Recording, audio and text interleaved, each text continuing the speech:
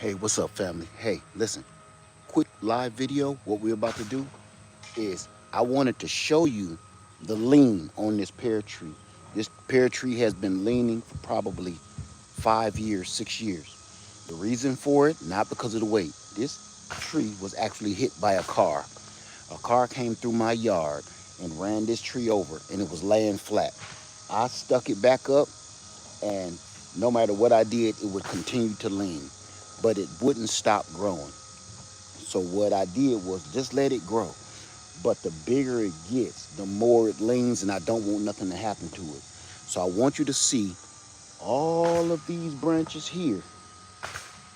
I am going to, I know you ain't going to want to hear this. I am about to cut these branches off. Okay, hello to everybody. Hey, So Good Garden, what's up, my brother? I'm going to say hello to everybody because I'm going to get to work because y'all ain't going to want to see this. I got a few pairs to get off of here. I'm gonna get the few pairs off, and then I'm going to start butchering. What I want to say before I get started is this: when you get to a certain point with your fruit trees, you're going to ignore the work going on in the background too. When you get to a certain point with your fruit trees, you're gonna have to do things that you don't want to do, and that is butcher them. Do not be afraid to butcher your fruit trees, because to be honest with you, butchering your fruit trees when it's necessary, you're either going to save your tree or you're going to hurt it. If I don't fix this tree, I'm going to try to show you the best I can. If I don't fix this, two things are going to happen. Either this whole thing is going to fall onto the ground with a heavy wind and totally rip the roots out and kill the tree, or it's a billion different horrible things can happen if I leave just like this. This is how big the tree is. It got fruit all the way over here. Now, before we get going, I'm gonna tell y'all this. If you want one of these cuttings, I'll put them in on my website, because this is the Orient pear tree. This is the most prolific pear tree I have ever had. I got about 10 pear trees. This pear tree, I don't care what you do, whether you feed it or not, water it or not. This has been putting pears on it since the day I planted it. I can't make this up. Y'all look back on my video. From the first day I planted this tree, that next season I had fruit. It wasn't many, but I had fruit. If you have an Orient pear tree, please raise your hand and tell me I'm lying. So if you purchase an Orient pear tree, you're going to get fruit, period. So I'll be putting these cuttings in my website, and I'll post the website for the cuttings, because I'm about to cut all of this off. So what I'm going to do, y'all can just hang on, and I'll be able to answer your questions in a minute, but you're about to see some mad butchering going on, okay? And y'all excuse me, I got on my pajamas because you you can see where all of this, wait, all of this, I'm cutting all of this off that you see right down here from that trunk straight up, and I'm gonna let all of this grow so I can reform. Because what's going to happen once I reform it like that, that trunk is going to consume all of that and straighten up on its own the thicker it gets. So you know what, I'm gonna do this the easy way. I'm not going to pull the fruit off first. I'm going to go ahead and butcher it, then take the fruit off. It's going to be easier that way. A lot of this fruit, I'm going to take some in the house, but some of it I'm going to feed to my pigs. Good morning to everybody. Welcome in. So I'm going to get right to it. So hang back and then watch me and how I cut this.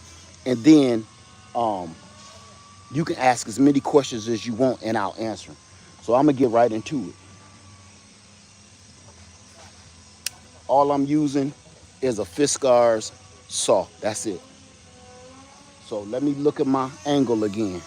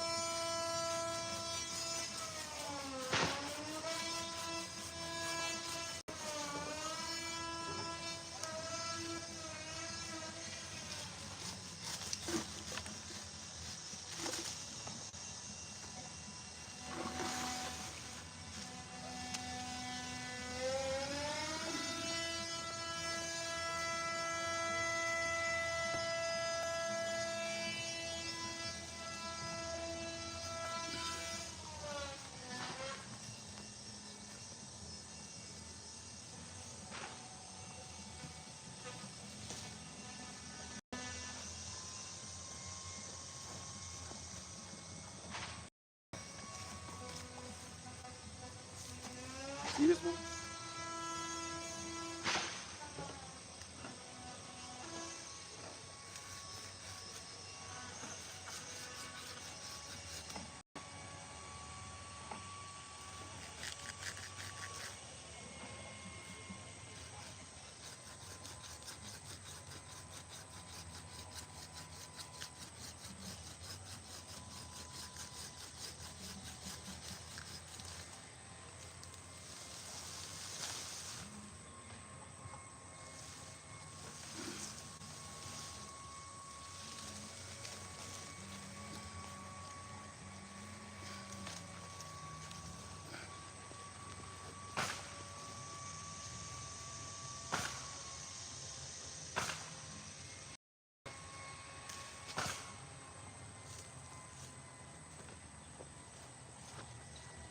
It, hey, yo, it's already starting to look better already. You see that?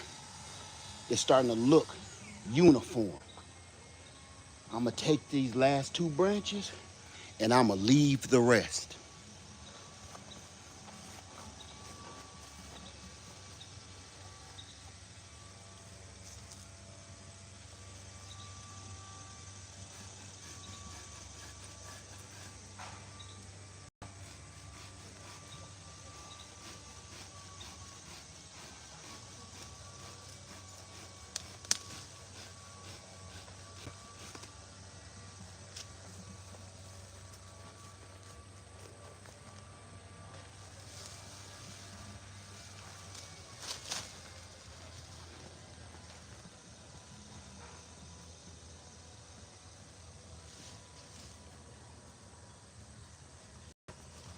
That's almost starting to look like a tree, ain't it?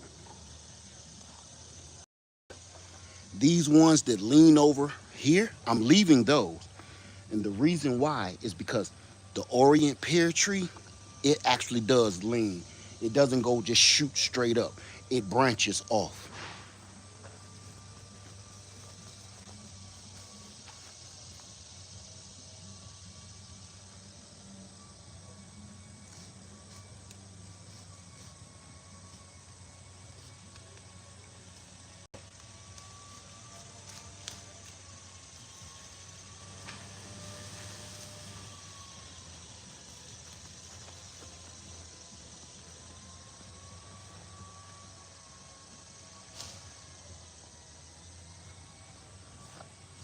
Now look at that. Now look how much better that is. Now you got to remember one thing. You still want to be able to reach the fruit. You still want to be able to get the fruit, okay? So you don't want to go cutting all of these off. Even though I'm trying to counteract this lean, you want to know something? I said butcher it. We're going to butcher it. I'm even going to cut off the leaners right here, at least this major one. And the reason why is because I am trying to counteract that stump, and that's my main goal here. I don't want anything pulling on that side. So give that a chance to come straight up. That trunk is going to correct itself by itself. Okay.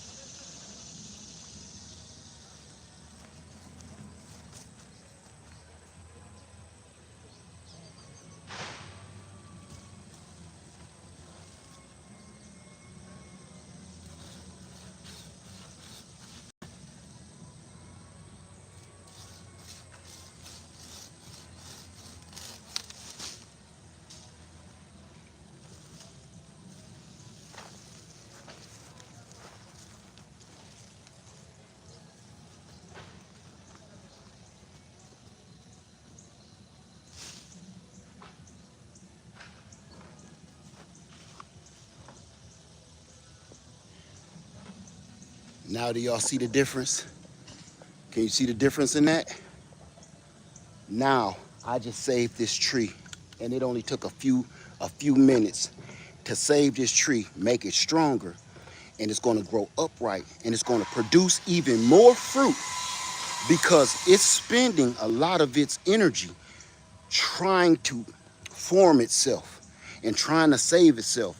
Even though it's putting out a lot of fruit already, it's going to put out even more fruit now because it's not spending so much energy trying to grow the roots on that side to hold it up. Do you know what I'm saying? This tree spends energy just like we do. And when it keep leaning like that, it's growing more roots this way. So it can try to stay rooted. I mean, lack of better term. So that energy could be more focused on growing fruit now instead of trying to not fall down this hill. Because we are on a really steep slope. So just showing y'all something. I said I wanted to show y'all something real quick. No big deal. But everybody is scared to touch their fruit trees. So give me 2 ticks. I'm going to grab these 2 pears off of here. And then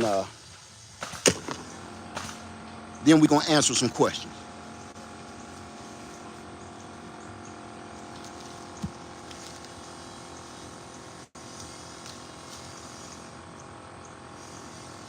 That didn't take much.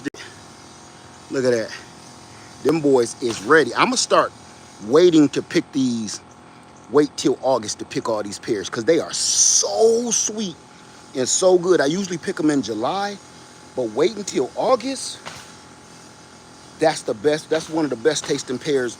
My wife ain't a big pear eater, but she's been eating these because letting them wait till August to fully ripen till they really start hitting the ground, these mugs is incredible.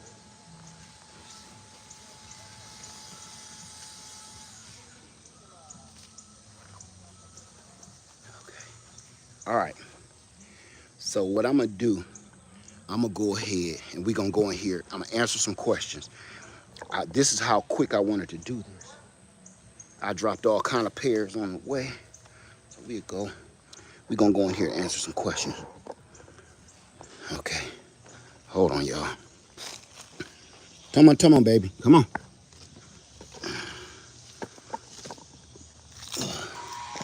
Come on.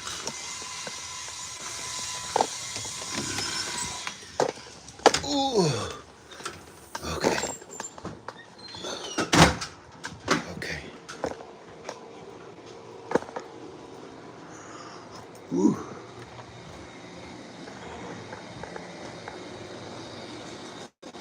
Put these few pears down.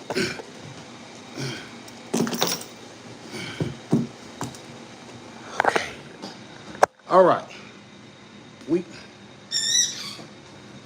good? All right.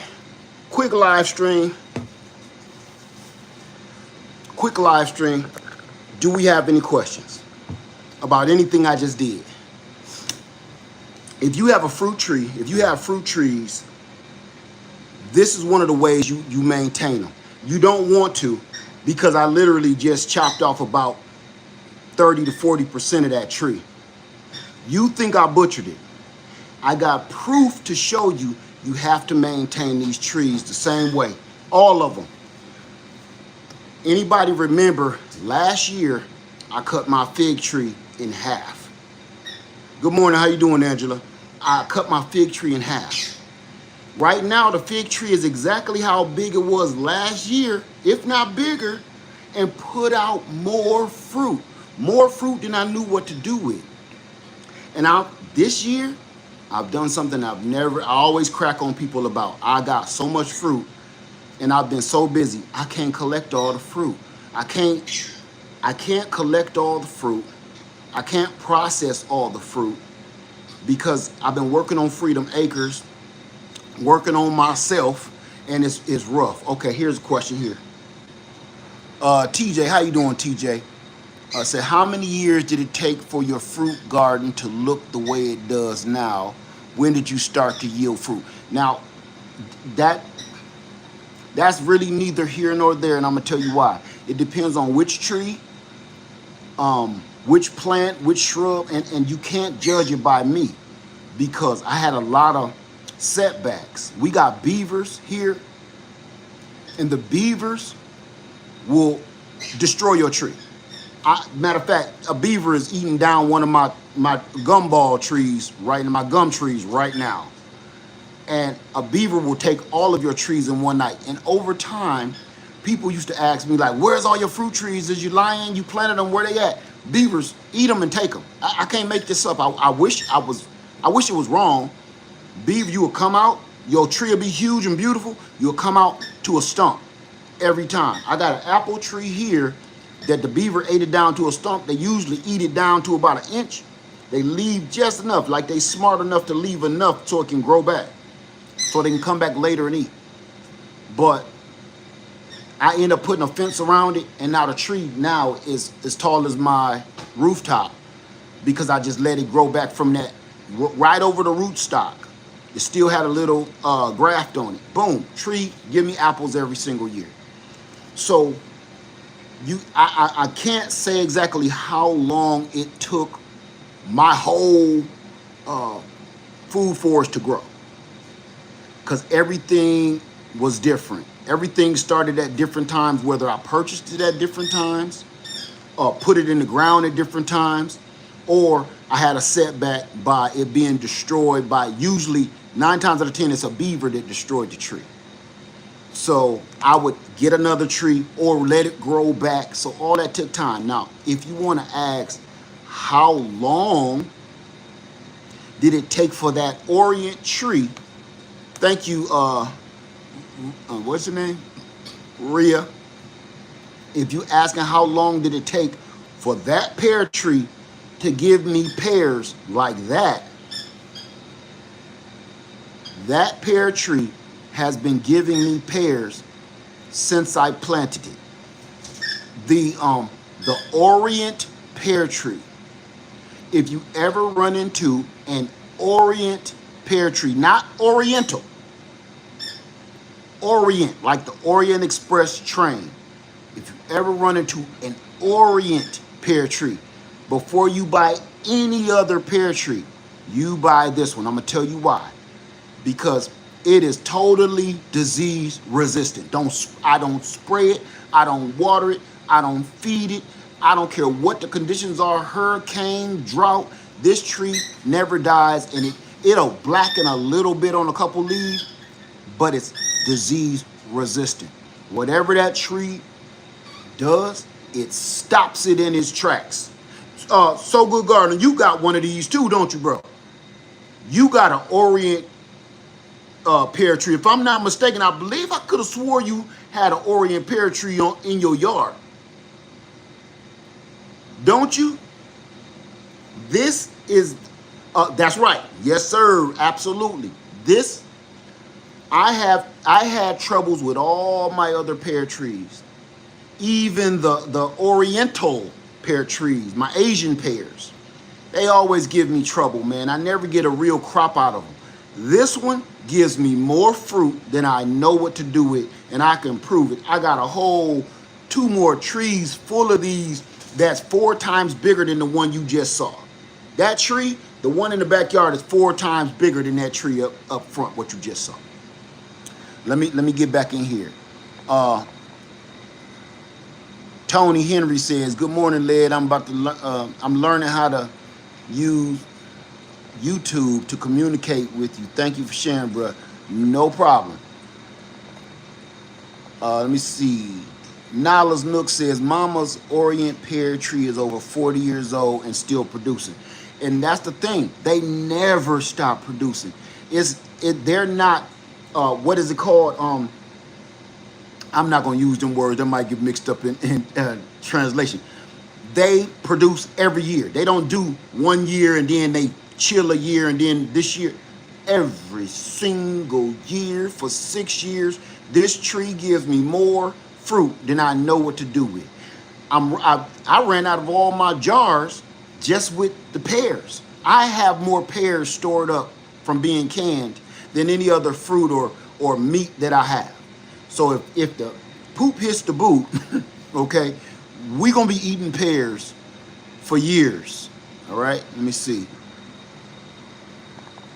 Let me get in here. Hey, Missy Hawk, how you doing, sister? Say, I need to know your secret because my Orient pear is struggling. It's growing tall but no fruit. Don't worry. Don't worry. When you purchase your Orient pear, you purchased it bare root. Okay? When you purchase a tree bare root, it's different than purchasing a tree that's already established in a pot. Sometimes, most of the times, believe this or not, a bare root is better than having a tree that's already established. And I'm gonna tell you why. A tree if you purchase a tree in a pot, like a 1 gallon, whatever pot, and it's already established, here's the problem you have. That tree is already established to whatever nutrients they was feeding it, whatever food they was feeding it, whatever they was doing at that nursery. That's what that tree is used to, and that's why it has gotten as big as it's gotten. You get it to your land, you got a whole different new kind of soil. You don't know what soil they put in that pot. You don't know what fertilizer or feed they put in that pot. You start using all your favorite stuff, like your favorite fertilizers and everything else. That tree is not used to that. And that tree is no different than me and you. If you try to switch up and start feeding this tree something else, it's not going to like it at first. It's going to have to get used to it. Like, anybody got a dog? When you switch dog food, I'm not talking about no ghetto dogs, y'all. I ain't talking about no junkyard dogs, okay? I ain't talking about no dogs you keep tied to the tree in the backyard. I ain't talking about them. I'm talking about if you have a dog like in the house, or this is your real family friend, you don't even call them a pet no more. If your dog is family and they eat good, like they don't got to eat their own turds and stuff. Those kind of dogs, I ain't talking about them. What you notice is when you have that dog and you switch their food even slightly, this little puppy, I feed her pedigree, chicken and vegetables. If I switch that to beef and vegetables, she'll end up puking, pooping, nauseated, weird, and all I did was switch the flavor. Well, your tree is no different, right? Your tree is used to what it's used to. It's used to the environment. If you take your dog and you take it over somebody else's house and it really it poop on their rug, it throw up, it's acting weird, and your dog don't really act like that, hell, we can talk about your kids do the same thing. Because you put them in a different environment they're not used to, and they have to acclimate to this new environment. So what happens is they won't perform. Now, here's the best part about a bare root tree. A bare root tree don't know anything. This bare root tree is not used to one way or the other. This bare root tree is like a gypsy. It's like where Papa was a Rolling Stone is a bare root. Wherever it lay its hat is its home. It's like wherever you put me, I'm going to do my thing.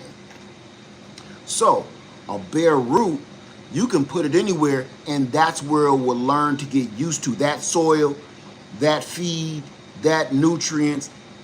So what's going to happen is it takes your tree as a bare root to take a little longer to spread its wings out and, start placing its furniture, seeing where it's going to put its family photos and stuff and, spread out, start bringing in furniture. It take a minute for it to start realizing, hey, this is home and this is where I'm going to set up for good. Where it's not going to produce well as fruit because it's still getting the root system established. You say, I thought it was because I had to cut it last year. Oh, no. Did you see what I just did to this tree? Oh, no, that has nothing to do with it. No, it's doing fine. I'm going to tell you another thing, too. You got to keep in mind, you planted a bare root tree. Plus, we can all attest to this weird, super hot, piping hot weather. All of the Carolinas, Florida, the Carolinas, both north and south, Georgia. I almost want to say Tennessee. Louisiana, Texas, the record heat is breaking records. So we're trying to grow fruit and food in weather that these things, these plants and trees are not used to this kind of weather. So they're stressed out. So if your tree is stressing, it should be stressing. All you need to worry about is not dead and it's not dying. It's just stressed out.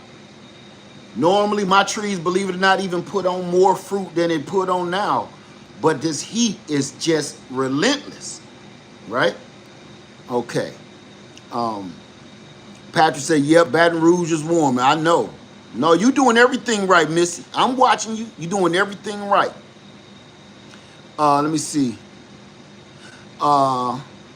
Dolores says, good morning, Led. I made a mistake of planting a lemon orange tree close by each other. Now they're producing something that has no name and it's not edible.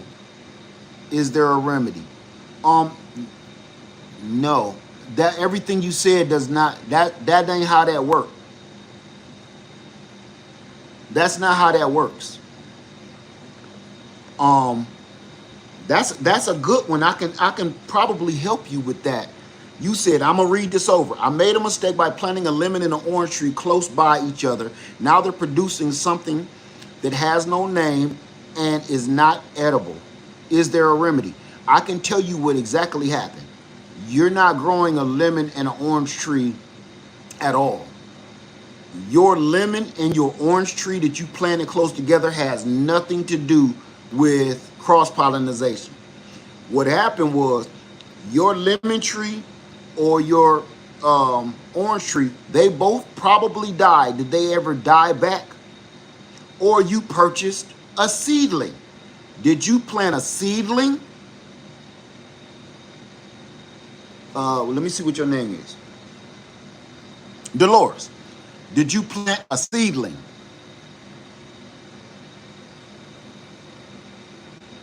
Or did you plant the lemon and the orange from seed? Or did either tree ever die down real hard one season? I'm looking for Dolores' answer.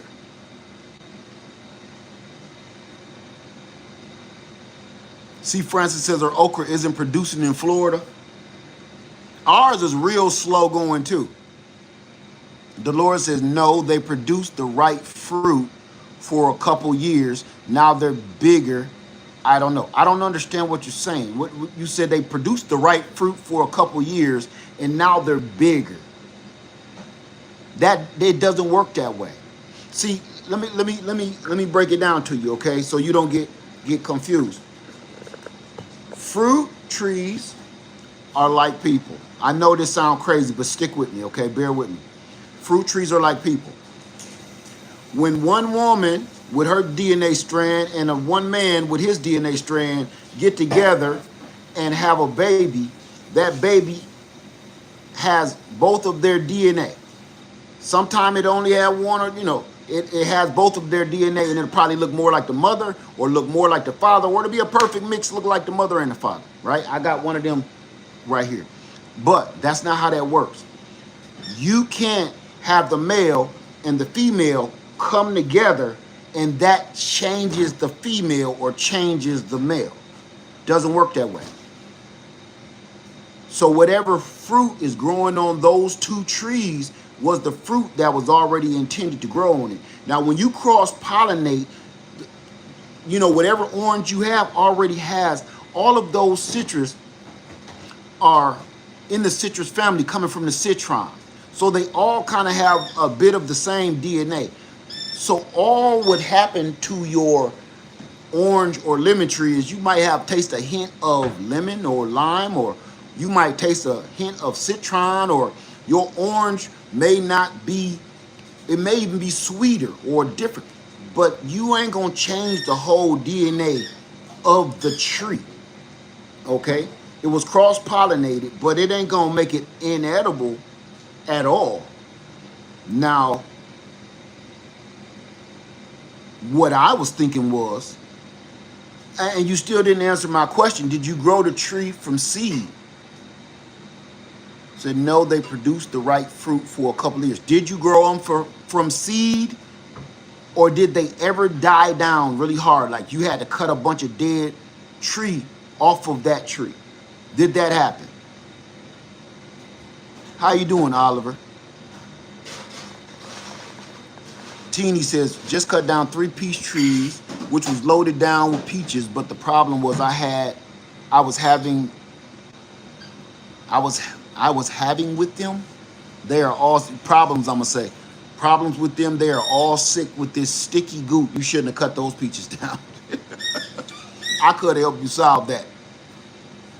They was letting out the little sticky sap out the side. You cut down all your peach trees because they was letting out the gooey goo on the side of the. You cut down all your trees for nothing, my friend.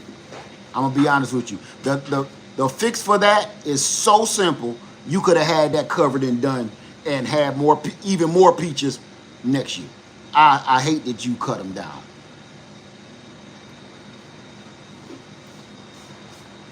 Dolores says they were purchased in pots when purchased. Okay, that you still ain't answering my question. They were purchased in pots. Okay, I got it. How big were they? And please, if you want me to help you, I need your help. Did they ever die down at all? Because what it sounds like to me, if you're eating fruit that's inedible and it's bitter, it's sour, and it's weird, you're growing fruit. Oh, where did you buy these trees from? That's another question. Where did you get these trees from? Because, you know, it's a lot of people out here selling seedlings. And what you'll end up getting, it's a gamble. And what you'll end up doing is getting some fruit that's not what it is. I like to get fruit from a reputable. Dolores says, I believe so. I live in the South. We had some hard winters. Okay, that's my point. The only way you're going to get an inedible fruit from a citrus or any fruit tree for that matter, most of the time, okay? The only time you're going to get something that's inedible and it doesn't taste like what you bought is that tree had to die down some winter or summer, it dried out. You cut that piece off, but what you don't realize is you let that root stock grow farther than the actual tree that was grafted in. Or that whole tree graft died. And now it's just the root stock growing. So when you said it was growing for a bunch of years, growing the right fruit and it was delicious, right? That tree probably died down, got cold, hurt, heat, exhaustion. You had to cut that off. And the only thing that was growing after that was the root stock. And ain't no telling what kind of fruit is going to come after the root stock. So that's why I wanted to make sure that you knew how that worked, because that's the only way. You planting 2 trees super close together has zero to do with inedible fruit. Zero. All you're going to do is maybe sometime get hints of this fruit or hints of that fruit in a fruit. Other than that, no. Okay? I hope that helped. Let me see.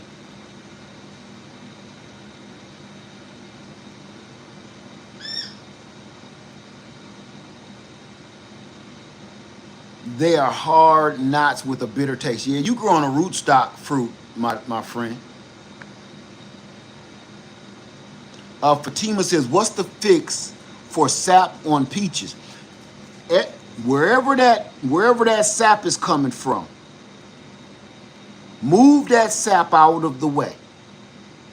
And there's going to be 9 times out of 10, there's a little pinhole right there where that sap is coming from. If you move that sap, that glob, move it, there's a little pinhole right where that sap is.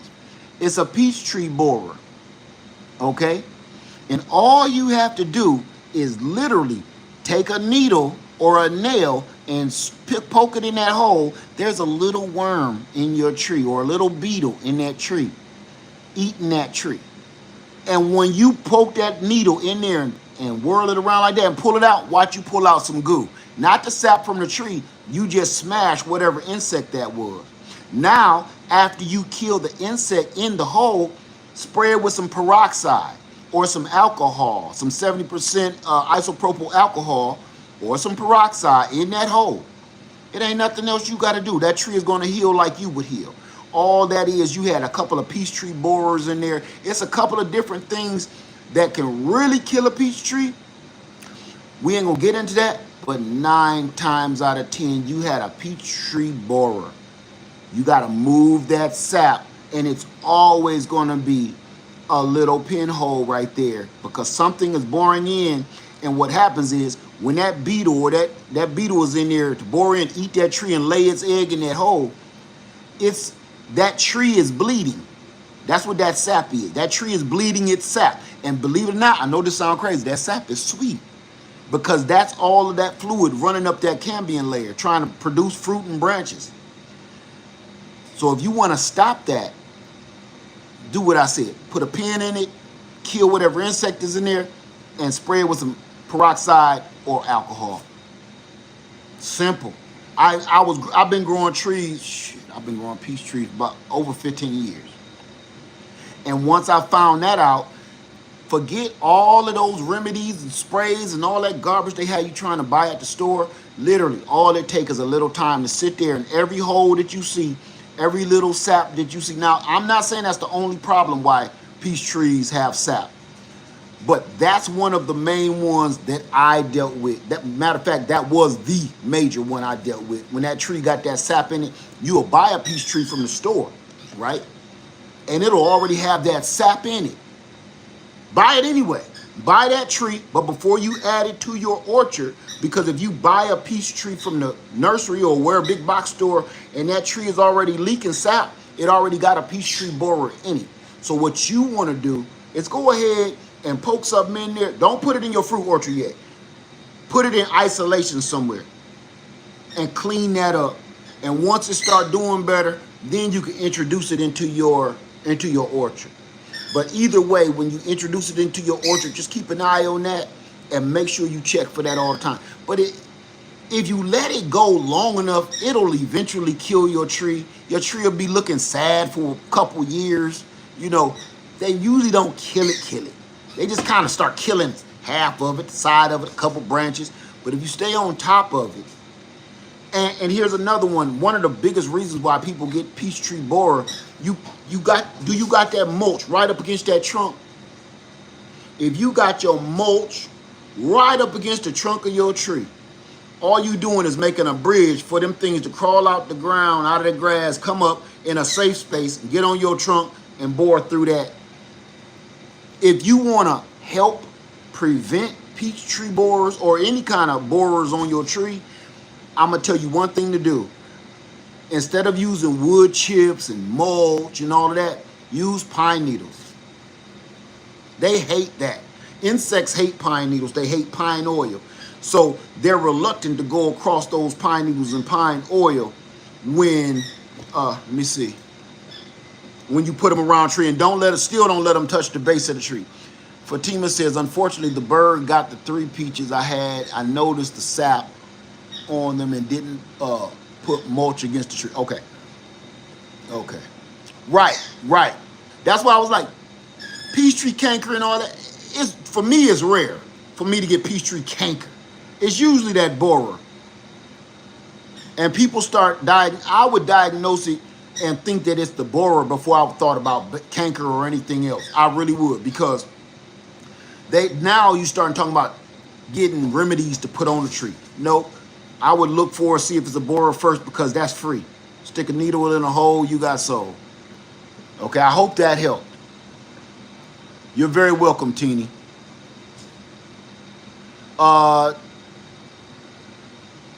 Says, and paint the base of the tree. I have never painted the base of the tree.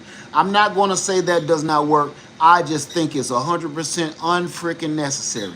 I see a lot of people paint the base of their tree with that organic paint or whatever. I personally have never, ever done that. And I stay in one of the hottest places in America. They say it blocked the sun and keep it from stressing out. And I'm telling you this, It's fruit trees all out there in your neighborhood, in the wild, at the park, in the woods. Ain't none of them trees painted, and all of them produce fruit year after year after year with nobody's help. That's another product to me that us humans use just to sell something. It's unnecessary. And here's the other thing. If you're going to use something to like paint that trunk of that tree, here's one of the problems. Who really paints the trunk of their tree? Who is that really for? That's for the farmers that's all they do is to they have to protect those trees because they're not growing their trees like me and you. They're mass producing these trees and they got full machinery on them and all of this other mess that they're protecting it from. That's the only tree. Ain't no orchard. It's just literally a farm. What you're trying to mix, and this is how I see it, okay? You're trying to mix industrial farming with backyard gardening, and there's no need for that. It's like going to purchase a $250,000 tractor, and all you got is three peach trees, couple apple trees.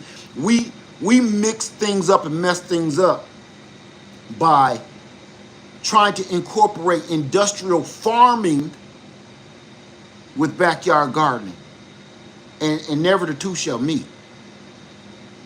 Okay. Let me see. Let me go back up here.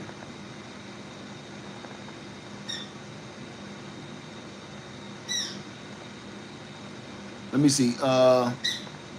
Miss Vaughn says, so true. I got a chip drop and all my bugs in my yard left with the quickness. Chip drop. I don't understand what that means.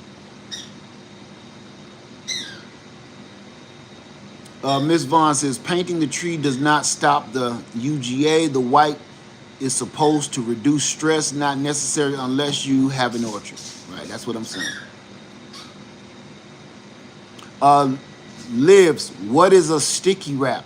What is that? What are you talking about? Say, can we use that sticky wrap? I don't know what that is. Can you explain that to me?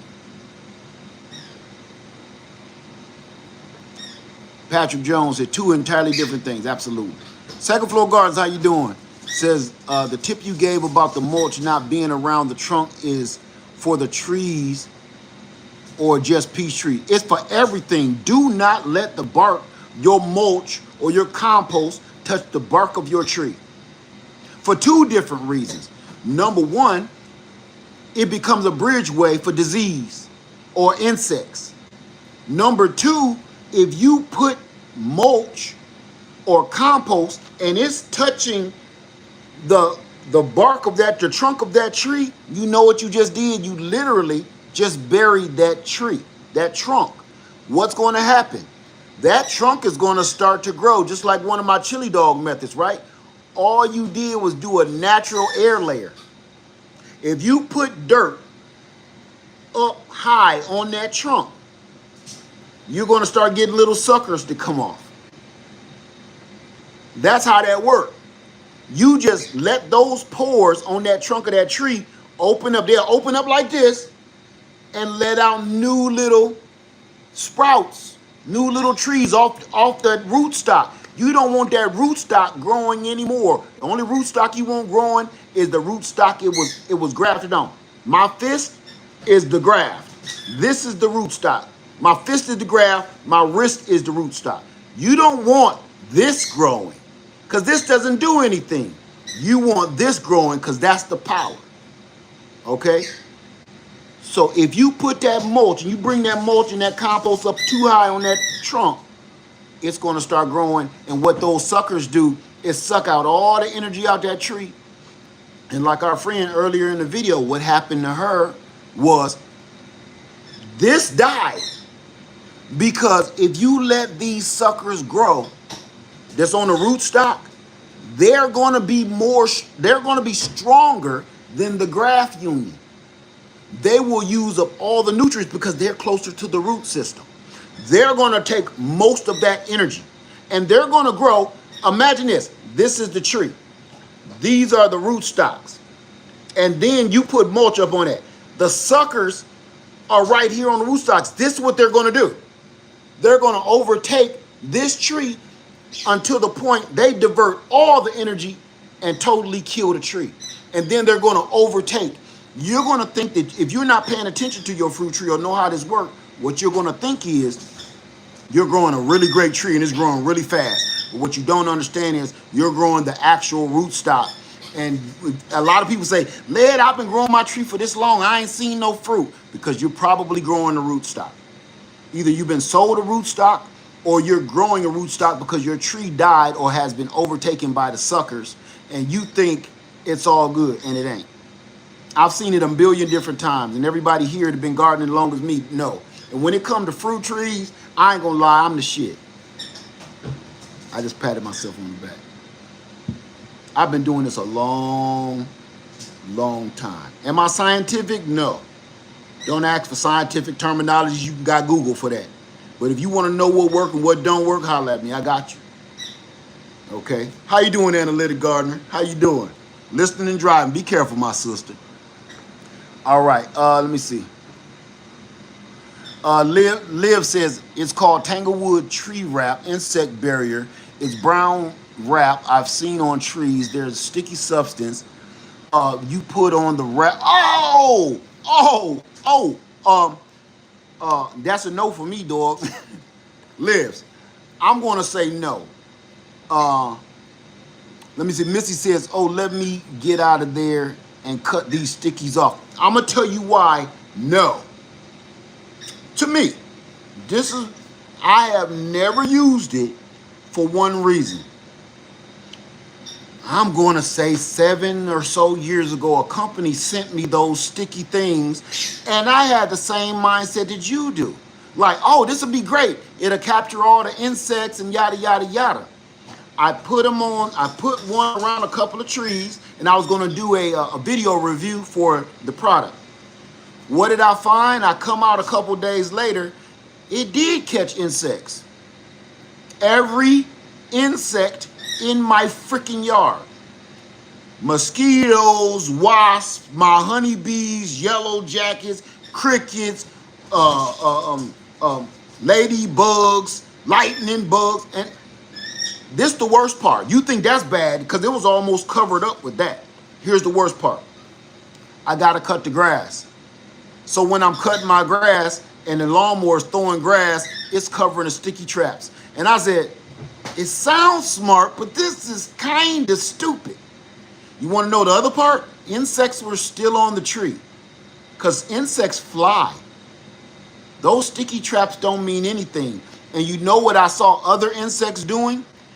The other insects, like ants that like to get in your tree, would climb over the dead insects and make bridges out of them and still end up in the tree. So what that company kind of wants you to do is keep buying those sticky traps, like glue traps in your house to catch, all kind of mice or bugs. We got our glue traps for bugs and frogs, lizards, and stuff like that. After they get filled up, if you don't get rid of those sticky traps, what happens is all the other creatures that come in your house crawl over the dead creatures and they don't get stuck.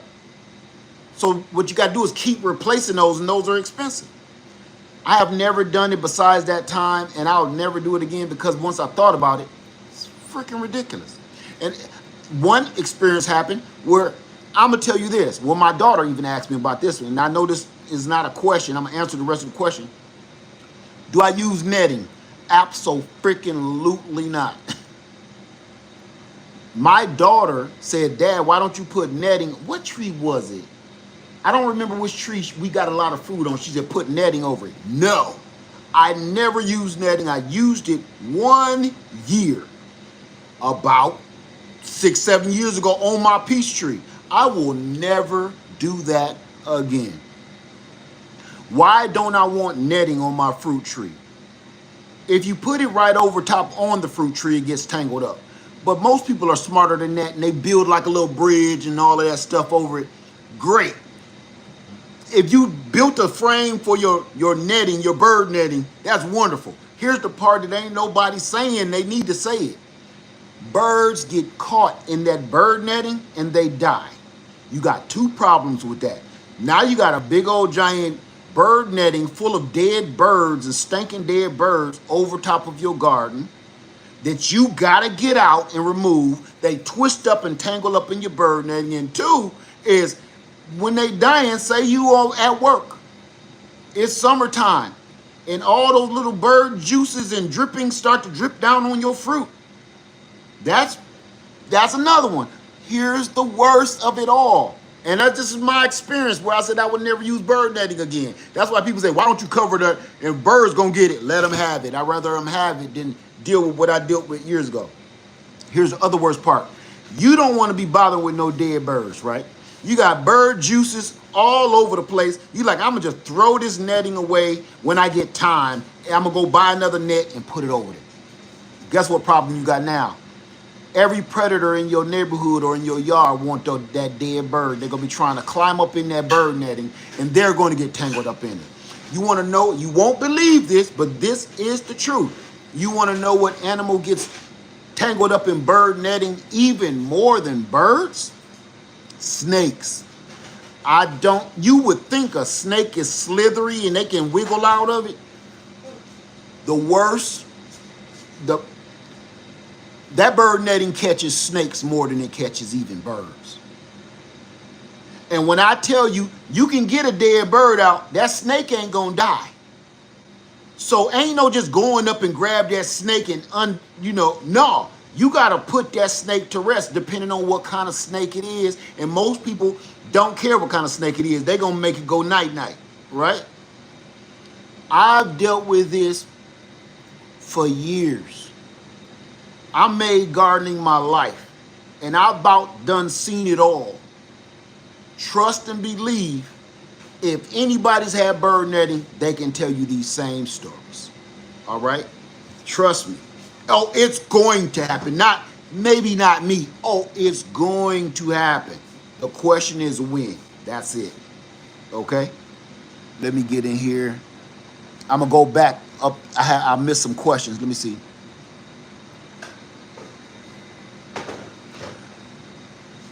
Let me see, right here. Okay, this is where I stopped. Jackie says, how to keep deer from eating your fruit trees? You don't. You can't stop them. They're gonna eat fruit trees no matter what you do. Now, if y'all want to see what I have done to keep deer out of our garden, we can do a Laird Farmer field trip, and I'll show you that before we get off of here. Okay, we've been keeping deer, geese, ducks, beavers, what's them damn womp rats? Not the otters. The otters don't never come up this far. It's another one, look like a little rat. They be in the beaver hole. Weasels? Not weasels. I can't think of these damn muskrats. Muskrats like to eat my stuff out of my garden. You know what I did to keep all that out the garden? I'm gonna show you. I'm not gonna tell you yet, but I'm gonna show you what I've done this season. And we've been possums, raccoons. This gonna keep all of it out. Now here's the thing. I'm not gonna tell you yet. You may not be able to do this in your neck of the woods. So we're gonna do a Laird Farmer field trip in a minute, right before we leave. Let me finish answering the rest of these questions, okay?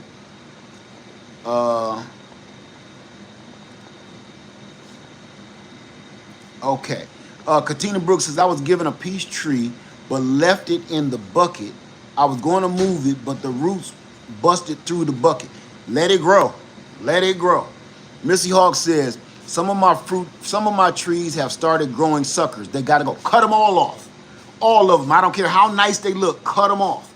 Because that restricts your actual tree, the grafted union, from growing. So, all off. Okay? Let me see here.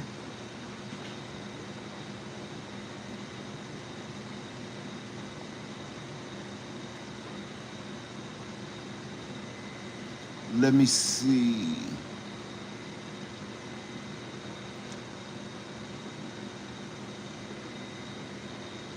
Fatima says, wow, I was considering putting netting on my peach tree before the birds got it too. You can do what you want to do. I did not have a great experience, and I've seen other people not have great experience, and I know people personally that had horrible experiences with it, but they didn't make a video about it. And I'm like, you know what? People need to know that part, because that I can't handle. Go out there just to see a bunch of dead birds. You out there going out there to see your fruit tree just to see a bunch of dead birds. Boy, that's heartbreaking. And then you gotta clean it up. And birds, when they die, they start stinking quick.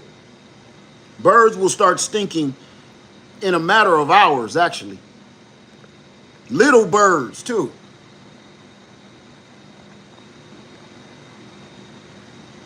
Sparrow Garden says, I use my fine mesh netting. I have leftover mosquito netting from a tent. Thule works too. Okay. Liv says, that's true about the birds. I had to save a caught bird. And that's the other thing. If you got to go to work, you ain't going to be there in time. That bird to get caught in exposure, either too much heat or too cold or something. It's just not worth it to me. You're welcome, Dolores. I ain't say cut them down. Just try to figure out what's going on. Don't necessarily cut them down because, Dolores, if you got those trees that's growing from the rootstock, hey, you got a head start on a new tree. You can graft. I can show you how to graft a real citrus tree right onto what's grown already so you can get real fruit again. Don't cut them down. You got a head start where you wouldn't have to go buy another tree. And now that rootstock is established, you can actually graft on a good orange or a good lemon into that tree, and it'll flourish in 1 year and give you fruit in 1 year. So don't cut it down yet, okay? I didn't say cut it down. I said you're probably growing rootstock. If you're growing rootstock, it's a blessing and a curse. The curse is you're not getting what you paid for. The blessing is it just gave you a head start to start a bigger, more mature tree, and all you need is a little cutting that big, okay? Latanya Martin says, do we need to prune all fruit trees? I only prune fruit trees when it's necessary. I let trees do them. If the branches are crossing like this, I'll prune it. If the branching is dead, I'll prune it. If the branches are diseased, I'll prune it. I don't just be pruning trees because I ain't got nothing better to do or some bull crap I seen on YouTube. Again, we are mixing industrial farming with backyard gardening. I let my peach trees and pear trees grow crazy the way they're naturally supposed to. I am not growing a farm. I don't do this for a living, so I don't need my trees to stay at a certain height for my machinery. Now, if you want to open it up and make it more airy like your peach trees to get more sunlight and wind through it, fine. But I've never done that. I did it once just to see how my peach trees that I didn't touch outperform the peach trees that I pruned like a farmer. I cut them in the martini glass shape. They did great. But my trees that I didn't touch outperformed that. So I stopped doing it to any tree. If the tree ain't bothering nobody and it's not, because if it keep rubbing like this, it's going to mess it up and get a disease. If it's not already diseased, I just leave my trees the heck alone unless it's necessary. Like the tree I just cut, it was necessary, or I was going to lose the tree. Or I've done left it like this for years. But it's finally getting to a point where it's getting critical, so I had to make a move. And I wanted to bring y'all along with me. Okay? Let me see. Learning to grow my own. What's going on, brother? Says I will be in Easley, South Carolina tonight. Tomorrow, will you be around for me to shake your hand? Hey, look, you know Easley, South Carolina is way up north, farther than me. That's some hours away, bro. And to be honest with you, I gotta get on the road and head somewhere else to I gotta go to Freedom. And that's nowhere close. I would love to meet up with you, brother, but it can't be today. If you're gonna be there anytime longer than that, holler at me. You got my email. I would love to meet up with you, bro. Nubia says, how far apart should I plant my fruit trees from one another? Again, let's not get industrial farming mixed up with backyard gardening. I'm going to show you that too. All of my trees are planted like this. All of my trees are planted like this. They're touching, my trees touch each other. That's how close all of my trees are. The only reason that you need to space trees out is for industrial agriculture. There is a myth saying that the roots of both trees will fight for nutrients. That's a lie. If you give enough nutrients to the area, both trees will eat just fine. It's a myth. I'm literally watching the proof right now. And again, we're going to do a quick Laird Farmer field trip just to prove my point. I've even planted 2 trees in one hole. And if you see, listen, 2 separate trees, 2 different kinds of jujube trees. I dug one hole and stuck both of those trees in that hole. I can't make this up. I still got the video, and the tree is out here loaded with fruit. Loaded. So I'm not a farmer like that. I'm a backyard gardener. So I grow my fruit trees like I'm in a backyard garden. I don't have $1 million farming equipment. The only reason you need that spacing is for that equipment that drives down and shake all the peaches out and all of that garbage. You don't need to do that. And I'm going to prove it. I know we're going to break up when I do it, but I need to prove it to you, okay? Miss Vaughn says, I watched the jujube video when I planted mine. There you go. I have I can't even think of the 2 jujubes. A Lee jujube and I forget what the female, the Lang. I got a Lee and a Lang in the same hole. That don't sound all together there, do it?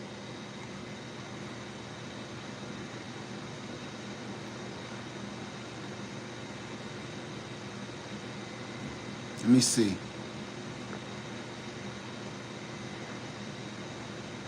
Led, I live in Wisconsin, bought an apple tree 2 years ago, and this year, no leaves.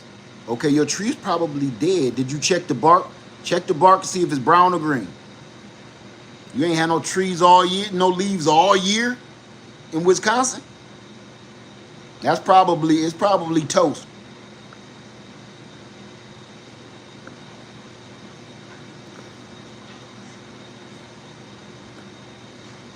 Okay, let me see.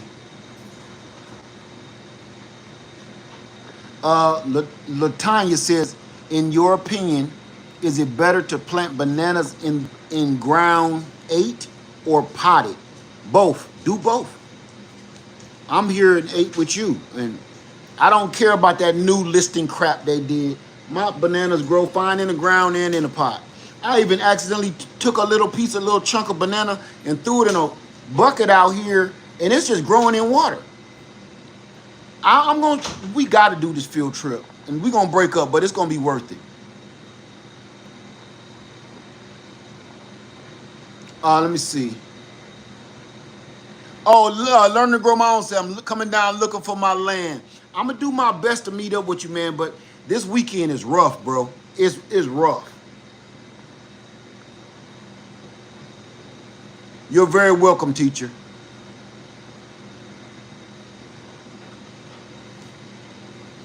Do trees in containers fruit? Yes. Depending on what kind of tree it is. I think you're the one that asked me. Let me see. Oh, no, you ain't. Okay. Let me see.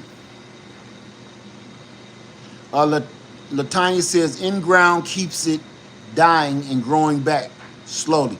Yeah, it's going to keep dying and growing back depending on where you are. But it's growing that corum underneath the ground, and there's going to be 1 year it don't die back like that. Okay? And if you really want to get fruit out of a banana tree, I'm not on banana trees like that anymore. I don't live in the proper climate Here's the problem with bananas to me. I got plantains, bananas, blue javas, you name it. I don't even care about them like that no more. And this is why. Do you know how much nutrients and water it takes to get fruit out of a banana? It's not worth the money that I spend to feed and compost and water that thing.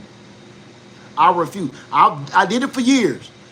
I'm not wasting my money just trying to get a couple of hands of bananas. That's insane. So, you know they organic, but you only got a handful of them, you know? And look how much money you spent. Let me see. Missy Hawk says, okay, heading outside now, will be listening and pruning. Got you. All right, y'all ready for a Laird Farmer field trip? I'm going to show you how close I got my trees planted. I'm going to show you how we keep the deers and the critters and the creatures away.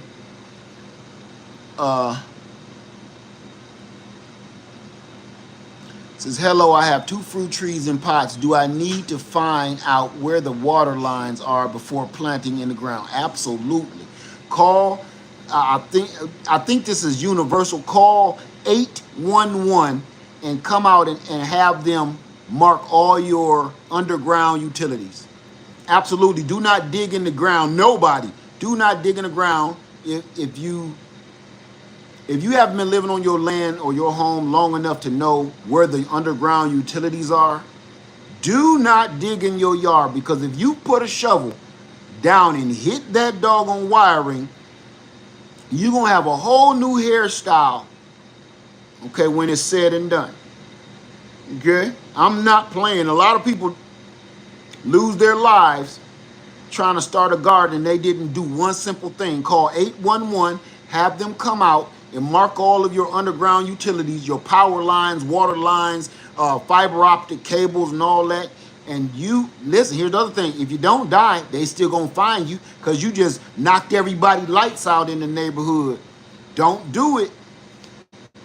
Please, it's simple. 811. They'll say, you know, where you wanted to come to ABC house and mark all my lines. Simple. It's free.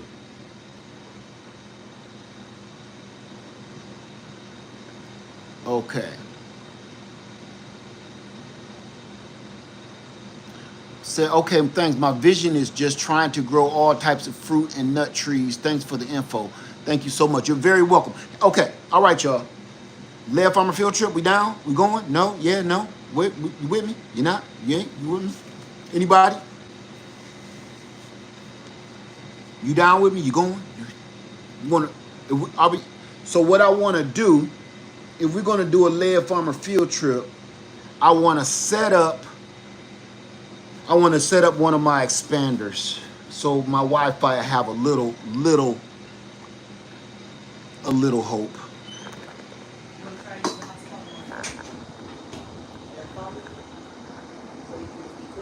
Yeah,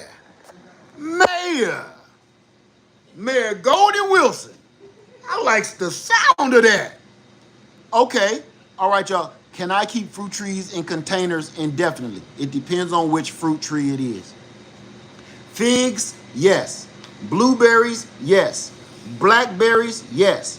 Raspberries, yes. Peaches, kinda yes. Depending on how big the container is. It's Razor 2024.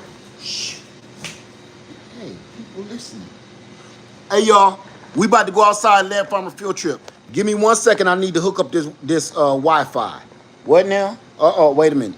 Hold on, y'all. Don't leave. We about to go on Laird Farmer field trip. And I'm gonna take you all around see these fruit trees.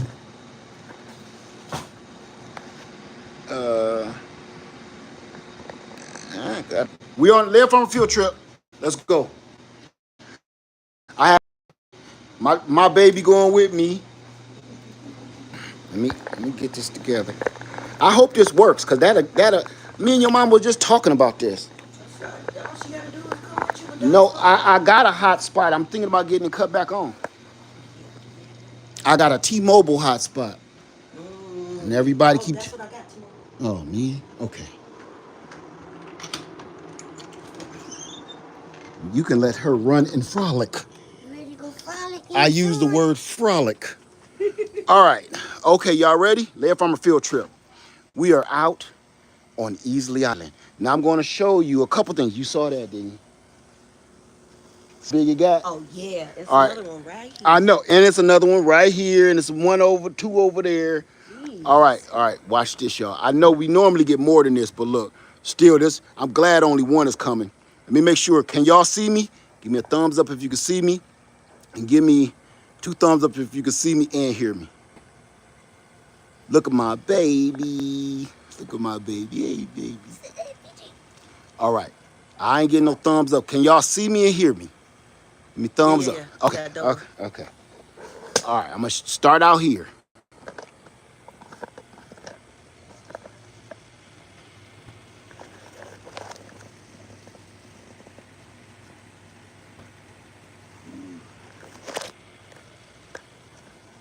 Okay. The leaves and flipped it back around. There it is. There it is. Oh, dang. It's the leaf. That's a good one.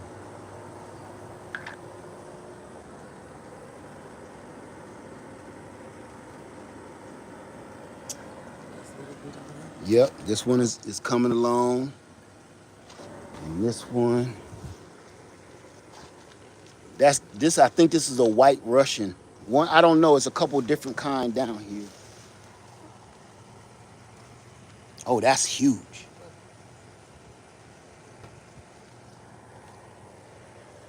Okay. All right. Now, here is. I told you, this tree is this big. This is that Orient pear tree. Oh, look, I'm losing. Yeah. Okay. All right, can y'all see me? Give me a thumbs up. I know I blanked out for a minute. Can you see me? I'm gonna definitely have to get that hot spot going again. I got one in the house, but I don't know. It's been acting crazy. Thumbs up. Thank you. Okay. I said, oh, number one. This is how we solved the creature problem in first for the people with the bananas. See, do you see that banana over there growing out in water? That's what that was? Look, yeah. This is a whole banana tree, and it's just growing in water. I threw that little piece of banana corum in there, Two. and it's 2 now. Yeah, it's one over here too. Look, that's just growing in pure water. I threw that in there to compost it, and a whole banana grew. Well, my daughter said 2. Yep, there's another one. So there's that. Now, here's a pecan tree I grew right here.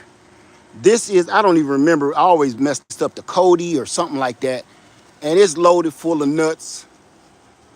Let's keep going. Here is Lady Led's baby. But I'm gonna show you what I did. And I seen a squash in here somewhere. It's a huge one on this Yep. side. That's the one I can see from my bedroom window. This one? Yeah.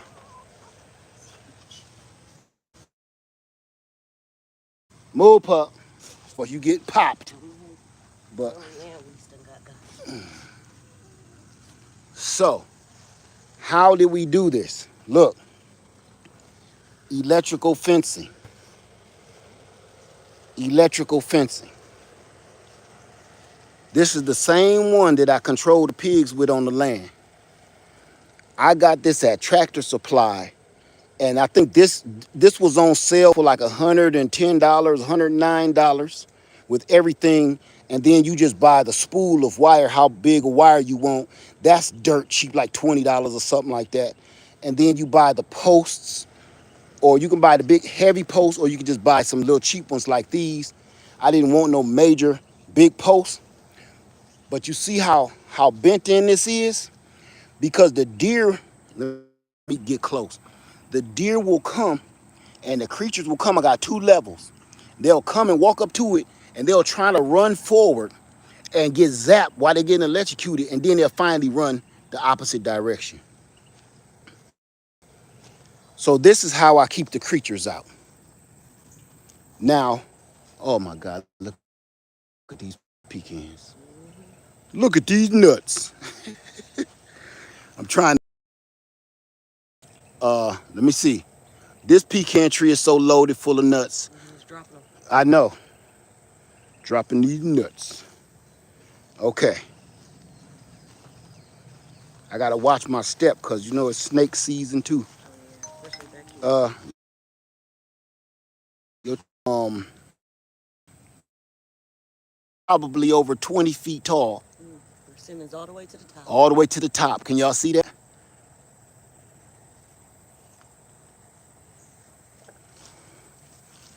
Now here, for the people asking me about the bananas, these are plantains. Oh, here, oh, I definitely got to get here, y'all, is my this is down. Let me give me a thumbs up. Yeah, yeah. People ain't seen nothing. Here. I'm cut off the Wi-Fi here. Huh?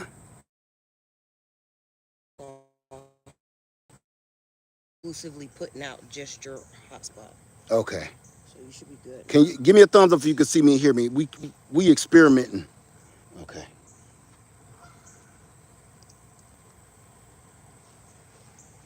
All right. This is Rasputia. She done grew all the way back almost. And soon as fall come, thank you everybody for the confirmation. We didn't hear about the plantains. Okay, I'll go back. Here's Rasputia, and she's back. Next year I'm gonna have more fruit, then I know what to do with again. Remember, I cut her hip high. Remember? I cut all of her, and she's back in full function. I told you, don't be scared to butcher your tree. You're doing it to keep them alive. Now let me see. Look, you see them bananas? Remember when I was cutting them down? They done grew all back. I was cutting them down when y'all was out here chilling, when they cutting them with my lawnmower. They back. All the way to the nub, too. Yep, I cut them all the way to the ground and they back. I did that this year. Okay. Here's my plantains here. And, you know, I leave them there. They grow back every year, but I don't try to make them fruit because it just takes too much energy. They're under this shaded area, so they really ain't gonna do really great. They really need to be in that full. So, you know, here's my blue Java ice cream bananas, and here are the plantains. The one that's growing in that bucket of water out there is the plantains. Now I'm going to show you how close to plant trees, because we could do this all day. Look at these nuts. These nuts. Like we always do about this time. Okay. These are all blueberries that we ate off real good this year. We ate crazy off this. So I literally have them literally planted back to back to back to back to back to back to back to back to back. I don't know where one ends and one begins. I'm going to take her in her little tour. Okay. I'm about to come back in a second. I say, don't pretend like it. Let's get some water, buddy. I say, you hang on to that. I'll say. Okay. And okay, we're going to talk about, I want to talk about one more thing. We've been on here long enough. I want to talk about something else. Okay, I'm going to show you what beavers do. Okay? This is what beavers do. For all the people every year that don't be believing that I have beavers and they will kill everything and they love fruit trees, here you go. Do you believe me now? Do you think I've been out here nibbling on this tree? Do you see that sap? They ate the bark. They killed the tree. They ate the bark from around the entire tree. This tree is good as dead. There is no more fluid running up to this tree to keep it alive. And they're trying to drop the tree. Look, there go baby deer. Did y'all see them deer shoot out a little baby deer? Okay, that's my land over there. I never go over there. I used to, but I don't go over there no more. I used to get in my boat and go over there. I don't do that no more. It's creepy. Now, let's go back. And everybody, this used to be field of trees. Everybody know fruit trees. Then they be like, his trees died. No, they were killed by a beaver. Fig tree. I'm going to show you two trees planted in one hole, loaded full of fruit. Right here. This is two separate trees. This is my jujube tree, and it got more fruit than I will know what to do with. That one is almost about ripe to eat right now. But look at this. This is called a jujube. Look it up. They are really good. When they like this, or like that brown one I just touched, it tastes like an apple. It tastes like a caramel apple. But then when they get really ripe, they taste like medjool date. And it's loaded. See this? It's loaded, and they're huge this year. Here's my apple tree that deer been eating. But apple tree with about 8 or more different kinds of apples on it. That look like it's about ready to go. Ooh, look at the size of this one. Look at this, I'm taking this one. Let's go in here. Is this the one I just seen? That don't look like it. We taking it though. If it's ready, it ain't quite ready. Oh, it is. Look at the size of that big mama. Okay, I don't want to keep on doing that.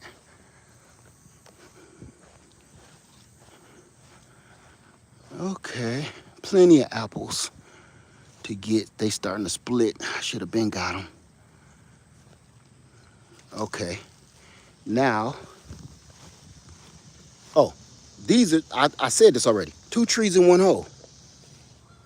Okay, you can't even tell which tree is which.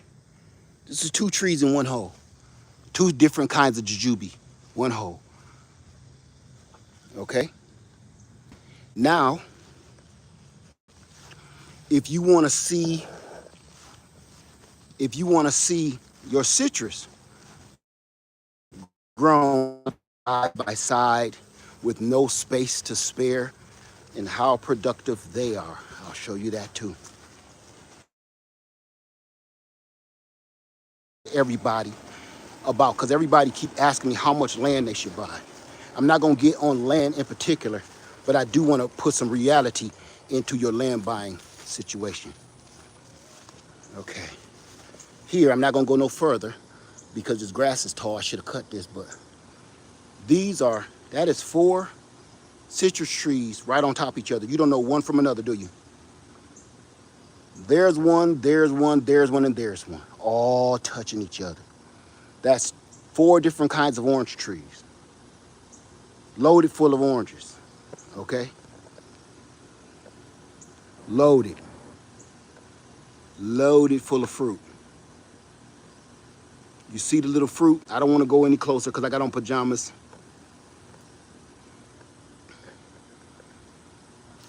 Do you get my drift?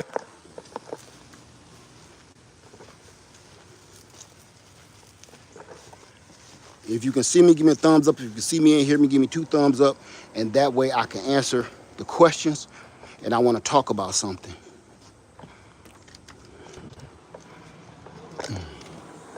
Mama.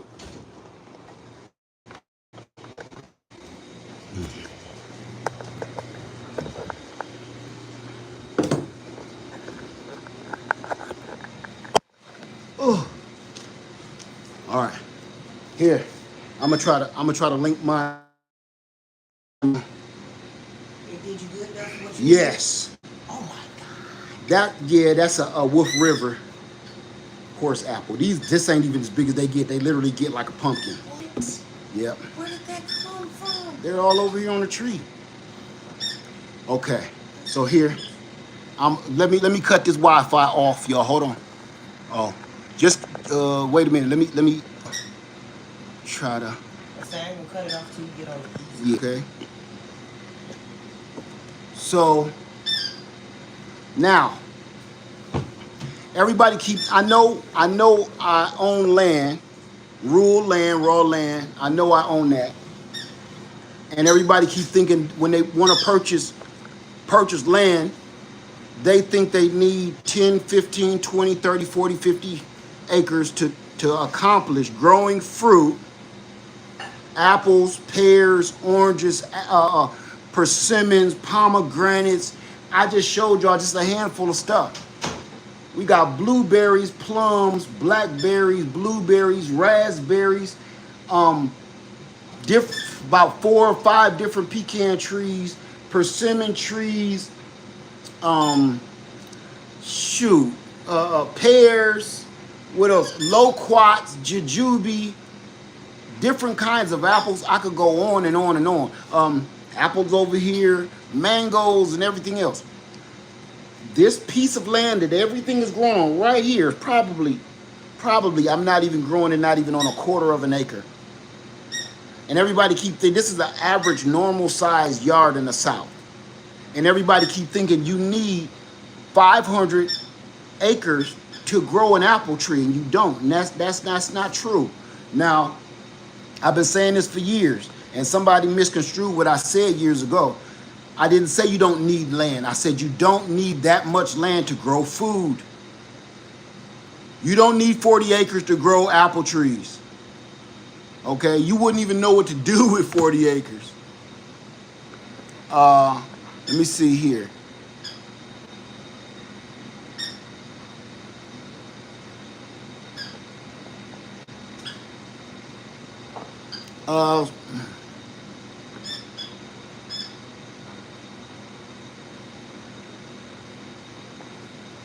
Okay, so did I have any questions with this? You can't hear me?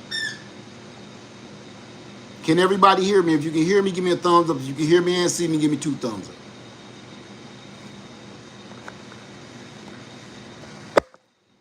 If you can hear me, give me a thumbs up. If you can hear me and see me, give me 2 thumbs up. Thank you. All right. Thank you, everybody, for the confirmation. Do I have any questions about anything I said, or you didn't hear the last few things I said about land?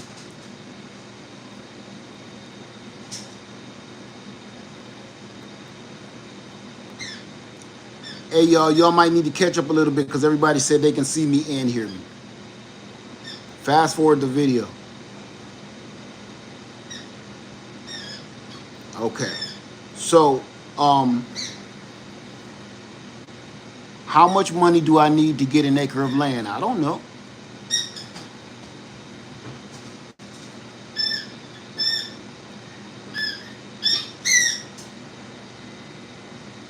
Y'all still no sound? Because everybody is, listen, can you hear me? Can you hear me? Give me a thumbs up. Thank you, Teeny. Thank you. Thank you, everybody. Because a lot of people still like they can't hear me. And, you know, something wrong with your device then, okay? If that keeps happening, I'm going to have to let you go. Thank you. So, did everybody hear what I said about land? You don't need that much land to grow no apples and oranges and peaches and plums and oranges and lemons and limes. You don't need, everybody is, their sole purpose to purchase land.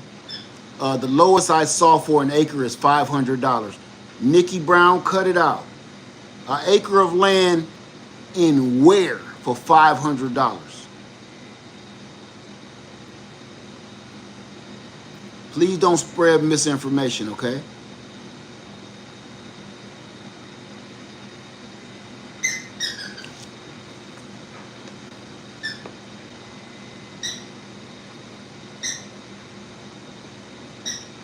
I'm not saying there's no such thing. You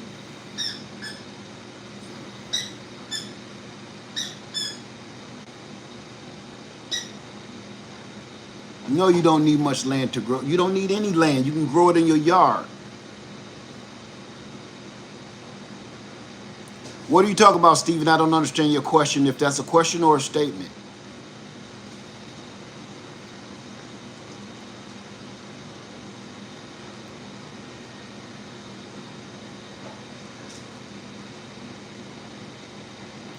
I'm with you all in the handles. Where are you and the person, they just spread misinformation. Like, if you're going to say stuff like that, you gotta let people know what you're talking about. All right, you just don't say stuff and on Zillow. Listen, Nikki Brown, I've been trying to learn how to be like, you know, Nikki Brown, you're a liar. I'm sorry. I'm sorry. I'm sorry. You're searching for yourself and you found an acre of land for $500. Nikki, you are a liar.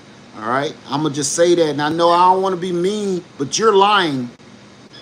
There is nothing on Zillow for $500. It'll cost you that much to get a realtor to help you. So please don't do that. I don't care where you are on Zillow. Zillow where? In what state, what city, what township? I don't like doing that to people. Ain't no such thing as $500 down on Zillow unless you're renting something.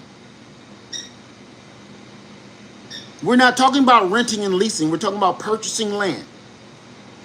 I know you're trying to help them. Don't try to help dumb people. Because they like being that way. The reason why that kind of gets me hot is you're spreading misinformation and you're talking to a bunch of people that really, their dream is to own land. And once you start telling people they can go and buy an acre of land for $500 and you ain't saying where, city, township, state, locality, you ain't saying nothing about nowhere or how, and you ain't got no thumbnail, you ain't got no channel for nobody to come and check you to see if your credentials. Goodbye, Nikki Brown. No, I'm gonna leave you here. I'm gonna leave you here so people, unless you erase yourself, so people know exactly who I'm talking to. Stop, just don't say nothing else, okay?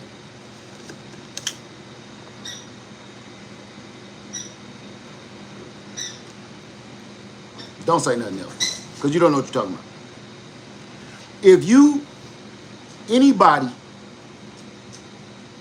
Nikki, don't say nothing else, okay? Please don't, just watch if you want to watch, or go find something else better to do, please, okay? I'm asking you nicely, because I'm I'm trying not to clown folks. Today is Saturday. Please just stop. All right? Can we do that? Just saying, right?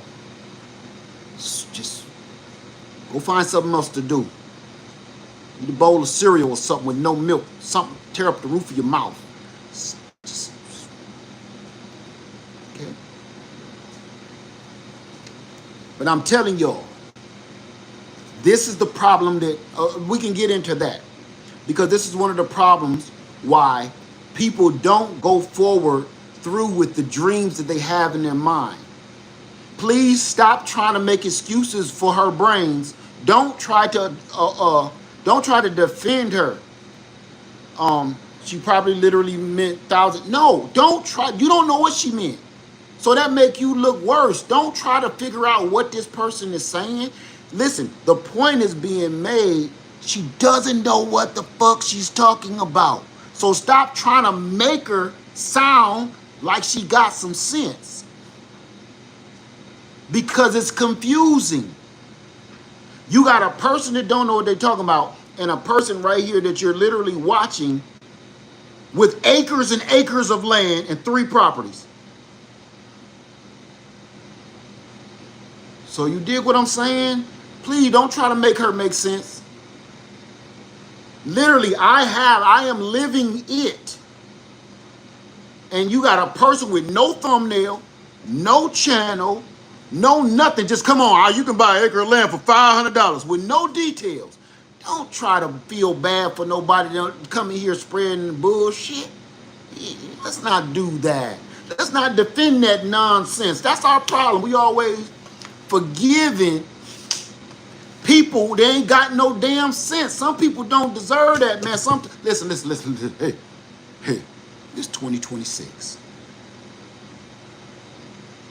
This is 2026. And we literally live in a war zone.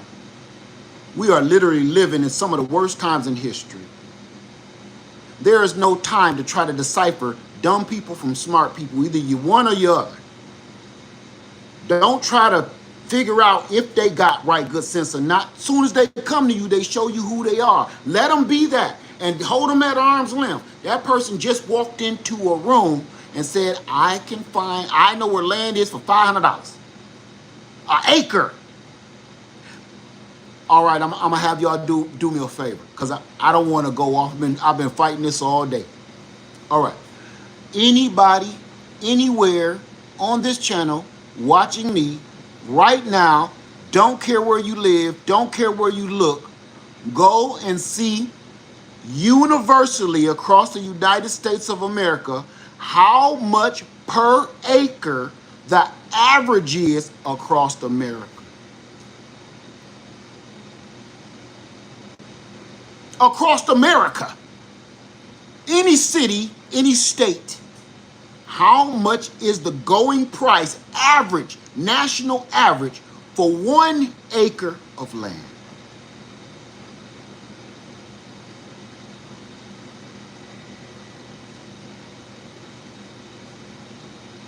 Anybody?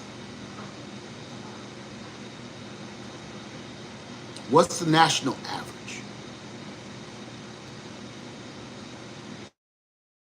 That sound about right, Tony, Henry. Anybody, I don't care what city, state you pick. I don't care if it's infested with drugs, crime, and crack, and streetwalkers. I don't care. What's the going price for 1 acre of land anywhere you want to pick? Anybody? $4,350. Anybody else?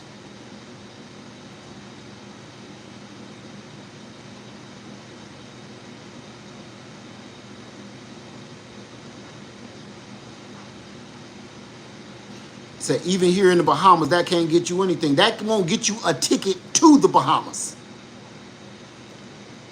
Junior Boy says $5,000 to $6,000.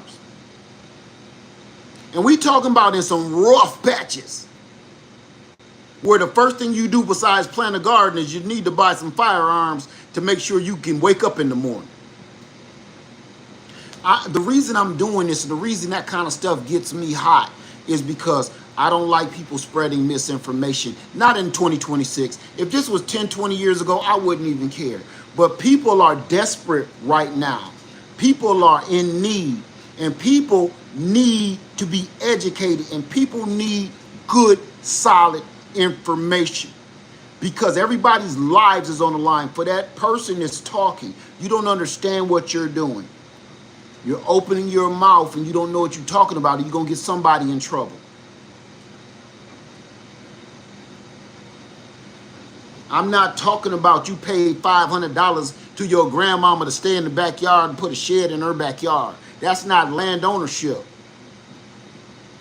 You renting your grandmammy backyard out. That's all that is, man. I don't like that part. I don't like that. I don't like it because so many people, how many people would dream about having land? How many people dream about having land, being a landowner, and be able to plant you an orchard like this? Pecans, persimmons, plums, mulberries, apples, peaches, plums, oranges. How many people would love to do this, what I'm doing right here?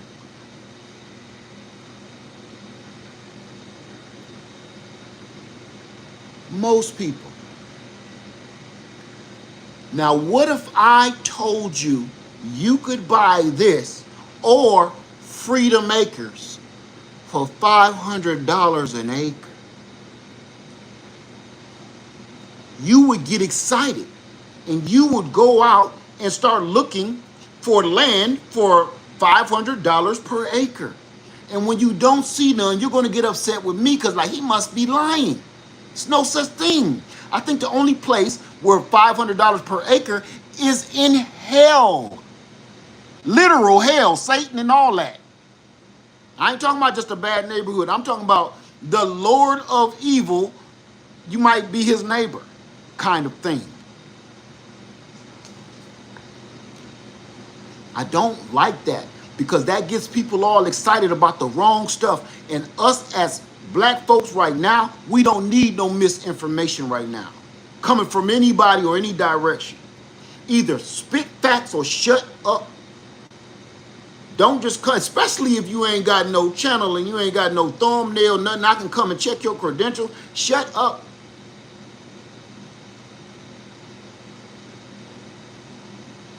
Man, the state of the world right now, everybody is desperate. Everybody is hurt. Everybody is broke. This is not a time to spread false dreams and give people false hope. And I won't let you do it on my channel, and I did everything but send you off. So don't come in here with that bullshit, okay? I'm trying to stay level-headed today. I've been trying to smile more. Damn. Boy, I can't stand folks to come. I can't stand it, man. And listen, I'm going to tell you all this, and I mean this from the bottom of my heart. There's people or things here to sow division.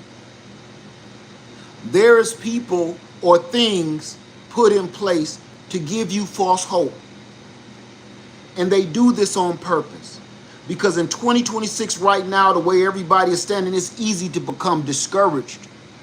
How many people today just said their fruit trees ain't producing, their fruit trees ain't doing this, they're ready to cut them out? One person did cut down a tree. How easy is it to get discouraged now in 2026? It's very easy. We have to stay away from people or things that want to sow division and false hope and false dreams and false narrative. Go with what you know. Go with the people you know won't screw you over. Not no name, no thumbnail, no channel, nothing, and spewing out this garbage. Not nobody just on here for clicks and views. It's people that really want to help you. There are bots and AI in place to keep a certain people down in the dumps. They want to keep a certain people ignorant to what's going on out here. They want to keep a certain people uneducated.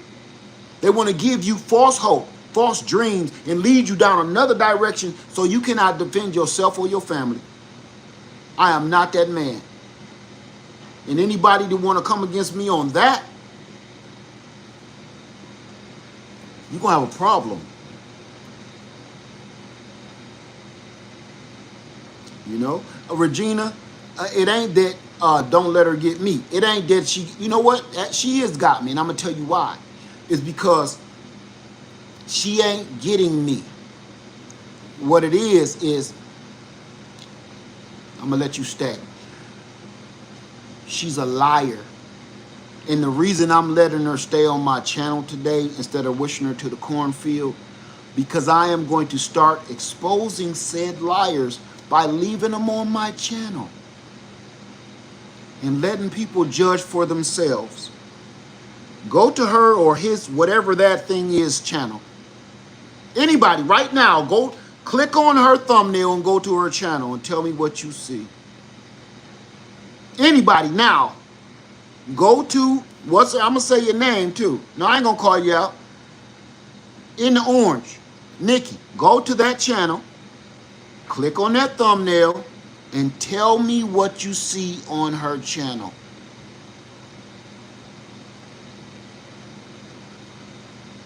Anybody, I'm waiting. And then do me another favor. When did they start their channel? 2016, 2011 maybe? Probably. What? I'm waiting. Anybody, please go over, check out her channel and see, who is she? What does she do? What videos or proof does she have? of anything. When did she start her channel? A week ago? Or for some reason it's always 2011 or 2016? Hey, Sun Energy. How you doing, sister? You tell me. Okay? But they got the biggest mouth. You know why? Because they're the ones the 2012 and nothing. Absolutely. All of these bots and AI are created around the same time, or they program it the same way. 2011, 2012, for some reason, 2016. I don't know what that's about, but it's always the same. Might have a couple of playlists of dancing cats or some stupid shit. But they will try to have you believe what they're saying. Now go back and look at all my channels and how long I've been doing this, giving the exact same information beneficial to all my brothers and sisters. I've been on here for over 15 years doing this. Not just talking, proving. Before I used to even talk, I used to show. Then I start talking. Then I start talking and showing my works. But before I used to say anything, I showed you my works at 2 different locations. So I won't debate with people that ain't got no backup or no proof. People that with no proof, you be quiet. You have no seat at my table. I won't allow that. Because if you want to edify me, you need to come to show your works or be quiet. I don't want to hear about what your mammy did, your pappy did, none of that. That's garbage. This is 2026, and my point is trying to get through to people to understand we are in a desperate situation here. You think because you still got a roof over your head that you're okay? That's what you think, everybody? We are in such trouble right now. I don't even want to go down that alley because I don't want to do that to this video. But man, we all in so much trouble, I don't even know where to start or how to explain it. All I know is it's been hitting, and it's like boiling a frog. It's so slow, but the pressure is so great, you don't even realize that you're slowly dying. And I'm trying to get it through the people's head. Grow some freaking food. Get your gear up. Get your preps up. Learn something new. Stop depending on this AI while I'm watching everybody make AI thumbnails. Good luck with that. You keep introducing this machine into your life that's destroying the rest of the world.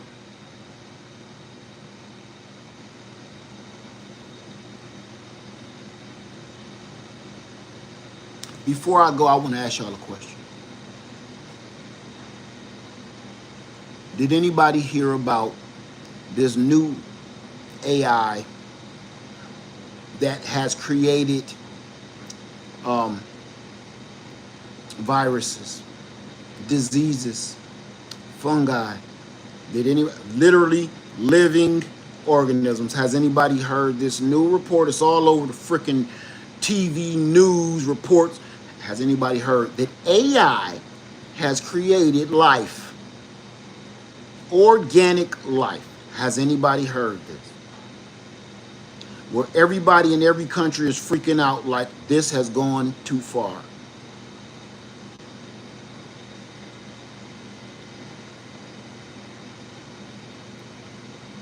If you have given AI the authority to create organic life, you also gave it the authority to choose which life lives and which life dies. What's a bad organism and what's a good organism? Now I'm going to put something on your temple, and just to show you how desperate of a situation we are in 2026. I want you to think about this real hard.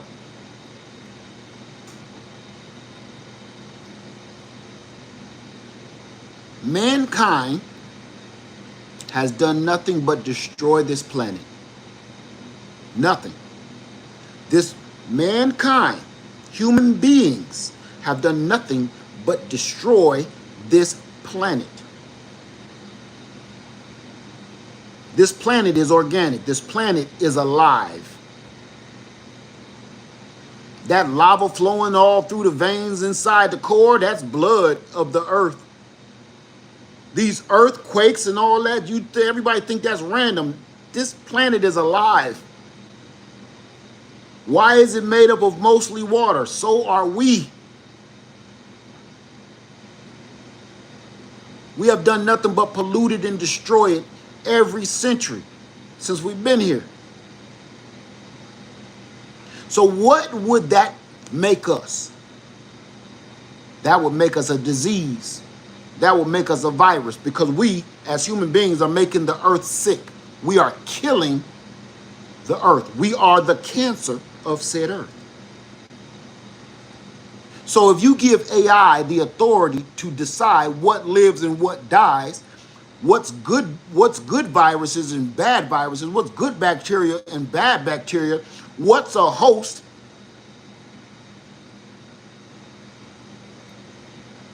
what does that make us? We become a disease to this machine because it's not thinking like us. It's thinking like it. And it's trying to think logically. And logically, we are going to make it so that machine cannot survive. So it needs to get rid of the disease, the virus that's going to jeopardize its existence.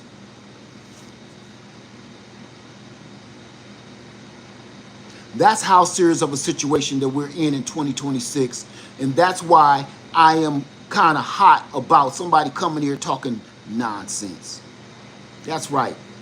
We're parasites.